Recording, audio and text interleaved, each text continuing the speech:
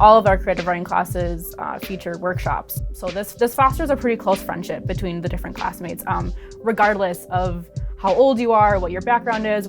That's a really kind of essential part of being a better writer, is having those relationships and getting that feedback.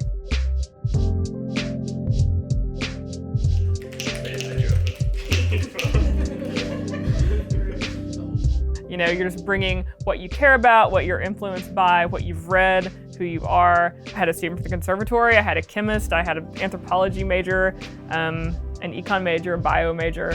It was wonderful. Now that you've changed the last line, Yep. then I can't remember, is there another sonnet that comes after this that now has to start with this line? Yep. So I'm gonna have to revise. That's a great idea to bring in a courtroom word, so Yeah, that's what I was I thinking. like that. Yeah. The professors are I think one of the best parts of being at Lawrence, because they're so willing to help students and they're so willing to go that extra mile.